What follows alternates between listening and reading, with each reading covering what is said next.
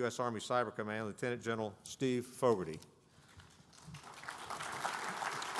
As he works his way up here, General Fogarty assumed the command of Army Cyber Command in May 2018, and prior to joining ARCYBER, he served as the Chief of Staff, U.S. Cyber Command at Fort Meade. Many of you know General Fogarty because he has been here before as the commander, and there is a rumor that he may be back here again soon. Ladies and gentlemen, General Fogarty, wherever you might be.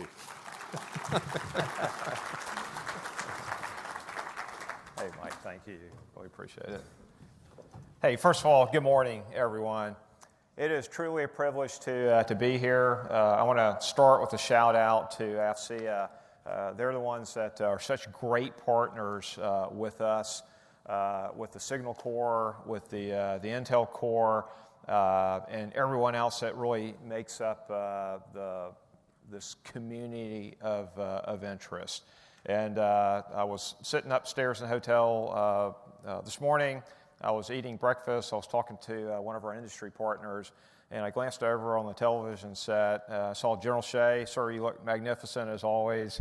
I didn't see General Wood till I got here, and then I'm sure Mike is just about everywhere like he normally is. But thank you so much for sponsoring this. This is so important to us. It truly is all about the people. So we have a whiteboard here, so I just feel this gravitational pull toward it. I won't be able to help myself, but I'm only going to put a couple things on here.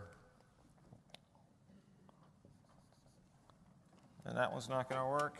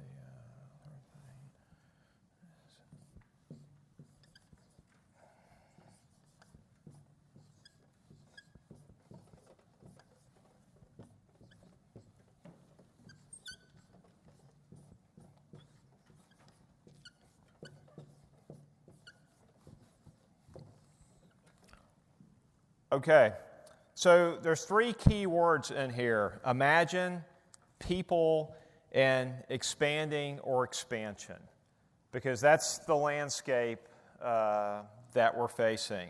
If you look back 10 years ago, what we thought we were going to do and what we're actually doing today as we built this exquisite force, this exquisite capability for the nation, guess what? A funny little thing happened.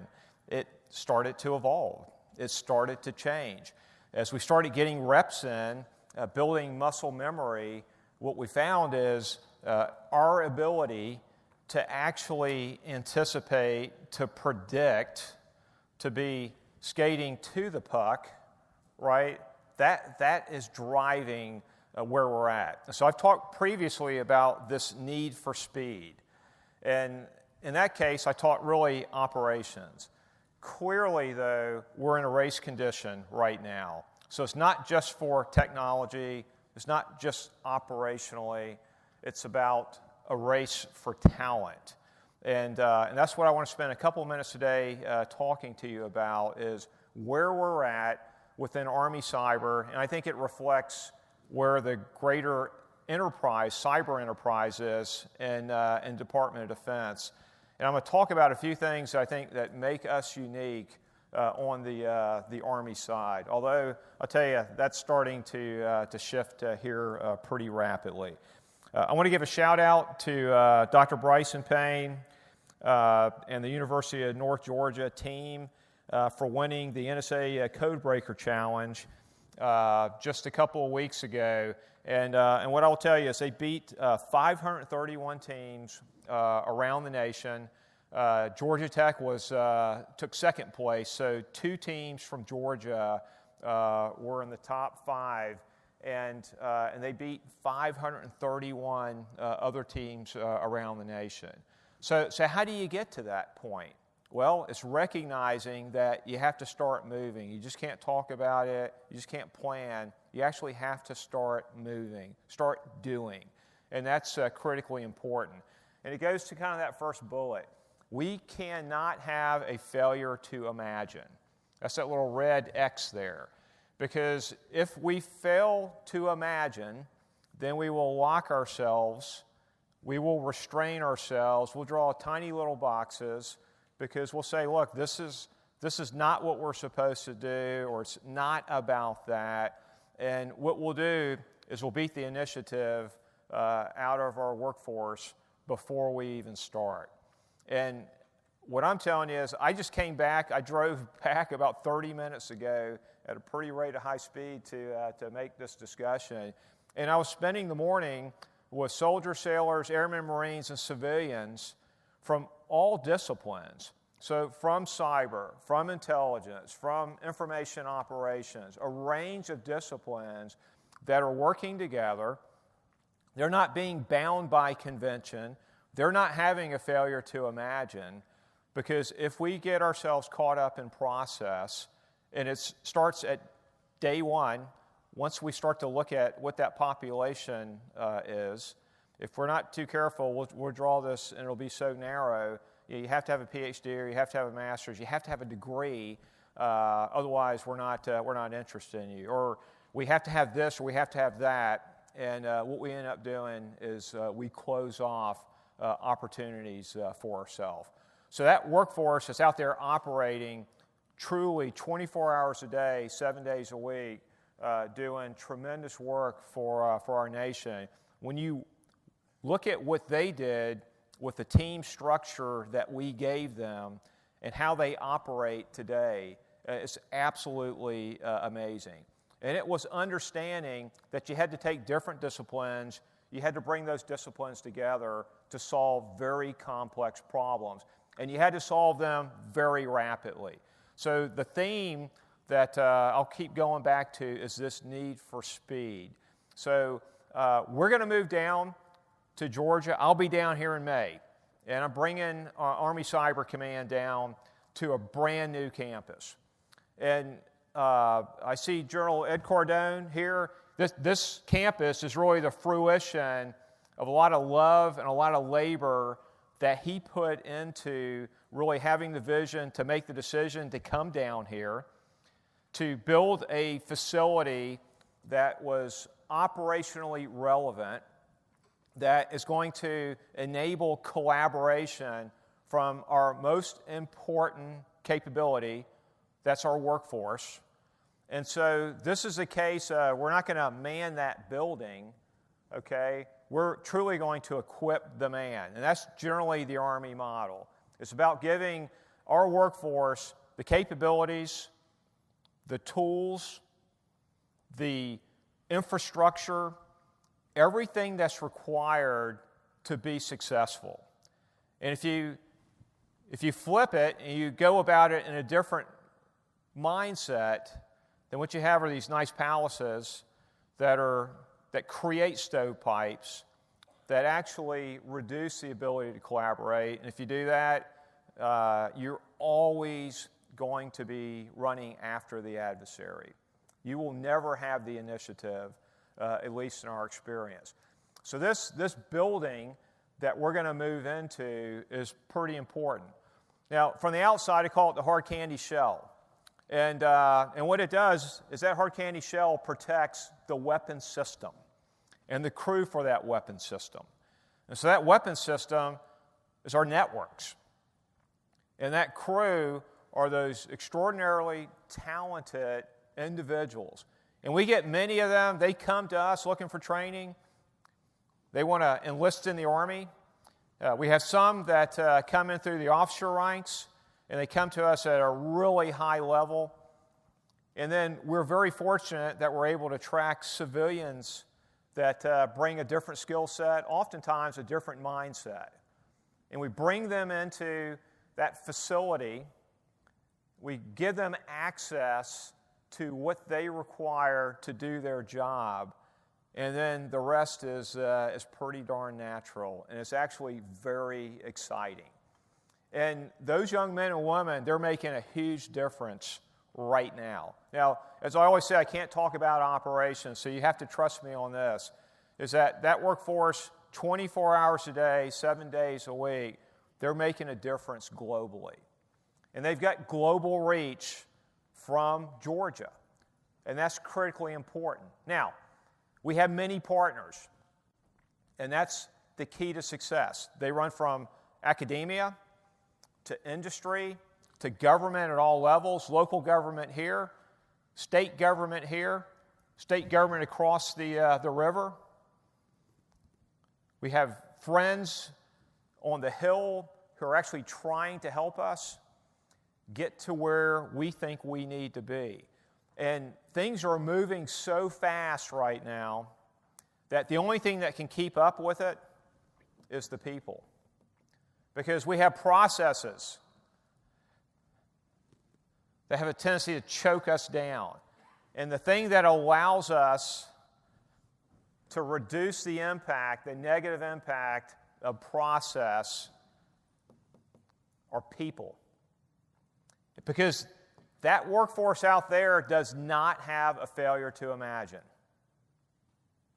And they understand that the environment is changing. So what we used to talk about with cyber, I would argue is now expanded to something we're calling information warfare. And it's beyond just cyber, it's beyond just intel, it's beyond just signal. And if you look at what's happening online, and you can pick almost any topic, and you can look at this quest for information. I won't call it a quest for knowledge, unfortunately, but this quest for information, just the amount of information that's out there, the ability to have people who can recognize what's going on in that environment and develop viable operations to operate in that information environment, not just the cyber domain, but that information environment, requires a special type of person. Now, where do we get those people from? I think we've got to start probably in elementary school. That's where we're going to have to start building it. If you're an educator in the room, please raise your hand. Okay, I want to give you a round of applause because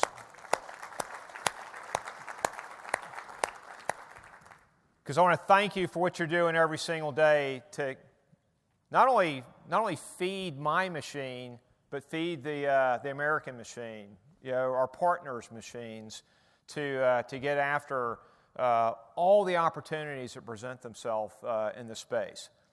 But I'm going to flip it around also. I'm going to put even more pressure on you because we need more and more, not just for DoD, but critical infrastructure around the United States and around the world, working with our partners, and that your role in that cannot be understated.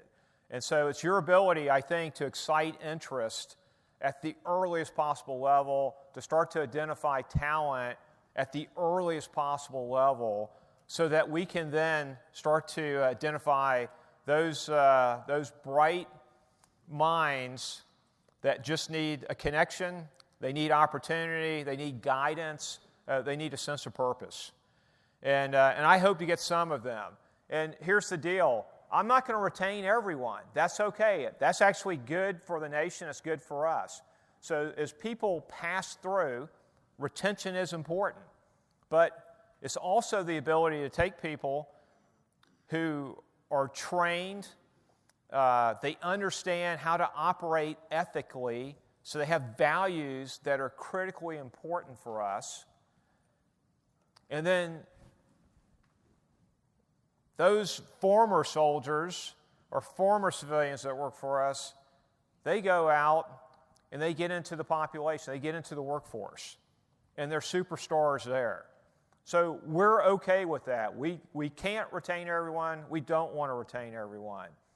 But I want to be able to leverage as they get out there, because I think they will start to influence. Saw an article this past weekend in the Washington Post. It said that 79% of current enlistees, they know someone in the military.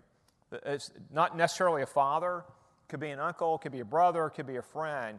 But they're influenced by people they see. And I think it's the same thing with getting young men and women that not only have the technical skills, but they have values that if they're going to be successful with those values in the Department of Defense, they're going to be wildly successful out in industry.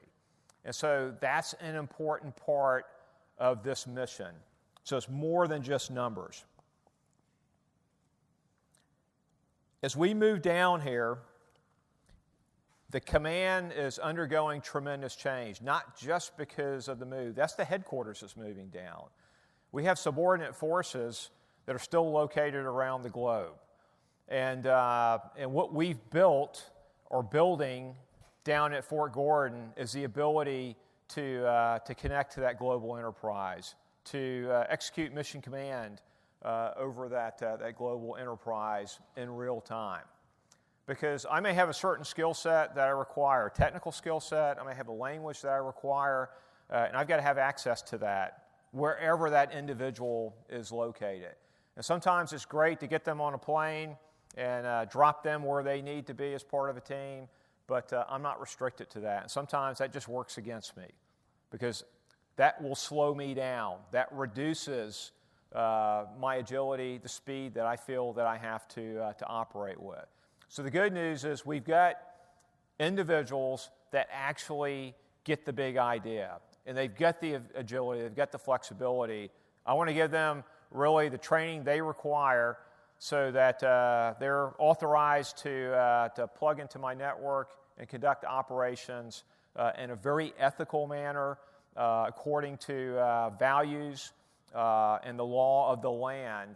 And then we let them go. And sometimes people will say, well, that's process. And I absolutely argue against that. We will conduct operations, and we want our workforce to bring values. We're going to instill our values in them, and respect for the rule of law is number one. So you can have lots of technical capability, lots of technical cred, and if you can't operate lawfully, then you're not going to work for us. And I think if you're in industry, raise your hand. Okay, you probably don't want them working for you because you can't trust them.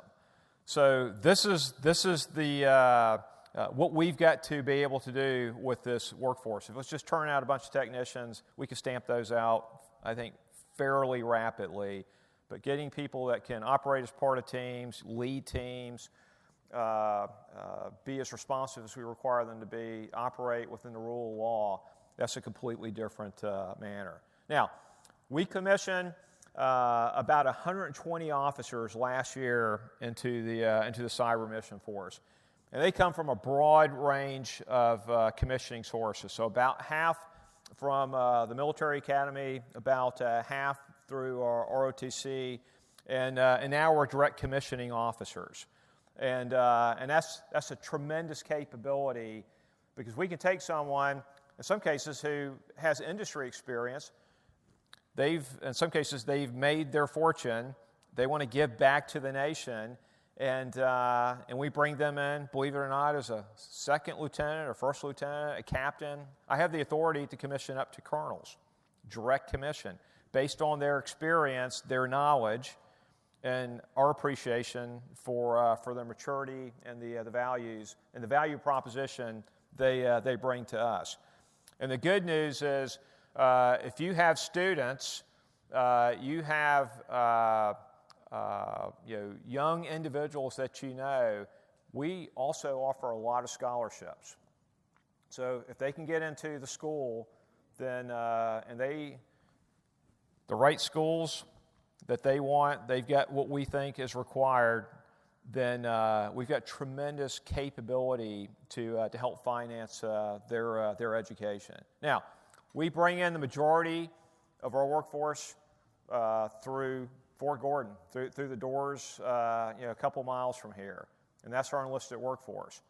And sometimes about 20% of that workforce has a college degree already.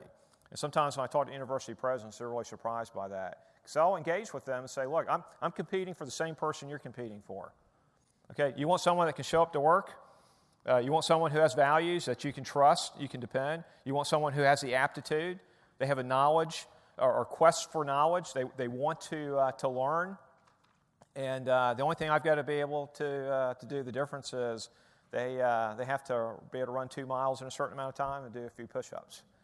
Okay, other than that, it's the same quality person that you're looking for. It's not, hey, these are the guys that we couldn't pick up someplace else. They couldn't get hired someplace else, so they're coming to us. That is not what we see coming through the doors here at Fort Gordon. And we have some that can move very, very rapidly. Neil Hersey and his team have worked very, very hard to get some, and Paul Kraft, to work individuals that we identify who have extraordinary talent to move them along much faster. Give them projects that will challenge them much faster. Because that's the other thing. If we're not operating, they get bored. And that is part of the bargain we make with them, is you're going to come in, we're going to train you, we're going to put you on good mission in some cases you can't do any place else. And so the good news is there's plenty of mission. There's plenty of opportunities for this workforce. And then the last thing is, I've talked about the military side of this, is our civilians are so important to us. They provide maturity, they provide continuity, it provides an alternative for people who want to serve the nation but don't necessarily want to put on a uniform. And it's not because they can't do PT or they can't do something else. They just have decided to serve in a different manner. And that workforce is critically important to us. Now, some of those positions we fill from people who are getting out of the military. Sometimes they'll come out of someplace else in the government. But if I could just share with you some of the work that we've had developers that have come from schools in the region, and they show up to work. They know really nothing about the military. Often they don't know much about our mission, but they want to contribute. They're very curious, and they just want to get after it. And so it's bringing these teams together, and they're often enabled by contractors. So I want to make sure we hit that. We're always going to have a contract aspect to this force. And I'll tell you, they get after business, and they do it at an extraordinary rate.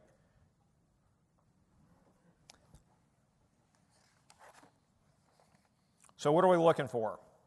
Tool developers, exploitation analysts, interactive online operators. Okay?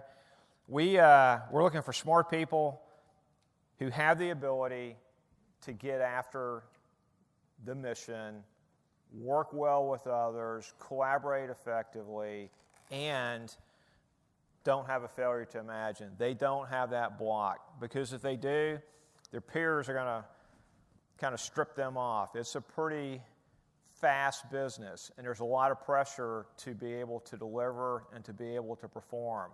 And that's very challenging for the majority of this workforce. And I think it speaks very, very well. And this is a persistent operation. This is not something that you're going to work on something for a couple of days, take a big break, and then hit back at it. This is, we have to be able to deliver when the people that we support require us to deliver capabilities. Now, the last thing I want to talk about, and I'll end here, is it's more than just cyber. I need people who understand marketing. I need people who understand the psychology behind social media, behind how people make decisions, how they make choices. So I've got to have some soft skills in here also, right? That's really important. And it's our ability to pull all this together that is going to allow us to meet the requirements for the commanders that we support, not just in the future. This is what we're living today. And we are active in electronic warfare. We're active in information operations. We're active in all aspects of cyberspace. So operate, defend, attack. But it's the ability to actually pull all this together that I think gives us true capability. So I'm going to leave you with 3 thoughts. As you're looking at the training that's required for this workforce, as you're looking at the individuals that are required for this workforce, how we're going to produce that critical national resource, please do not have a failure to imagine. The second point, it is all about the people. We're building a lot of our own tools. A lot of things we used to contract out or we thought were impossible. We get the right people, they understand the mission, they work it together. We remove processes. They will get after that. And there is no AI or machine learning algorithm that's going to replace that person who is curious, smart, and very persistent, focused on the mission that we give them. And the last thing is, this mission is expanding. It's way beyond where we thought, what we thought the requirements were going to be 10 years ago. What we thought the requirements were going to be 5 years ago. What the requirements were even just a year ago. And so we're trying to evolve. I'm going to need your help because you're going to provide that most important resource. And that's the human being. So let me stop there and see if there's any comments, questions, or pushback. I don't know if we have any time or not, but okay, one question. Let's make it count. All right, sir. Can you give us an update on your move here from Fort Belvoir into Fort Gordon? What would be your number one priority once you get here? Yeah, so my number one priority before I get here is actually making sure the people that want to move down, we want to encourage our workforce to move down and bring as many of them down here as possible. But it's really identifying where our gaps are and trying to get those positions advertised, frankly, as fast as possible. So we don't have this period of time where we don't have the workforce that's required. I can't afford to have an operational pause as we make the physical move down. You know, Mr. Pontius, you know, the team that he's leading, who have delivered this facility, they've delivered the plan, they've set up the conditions for all that to occur. But all of that really doesn't matter if we don't get at least the core people that we require to come down here with us. So that's my number one concern.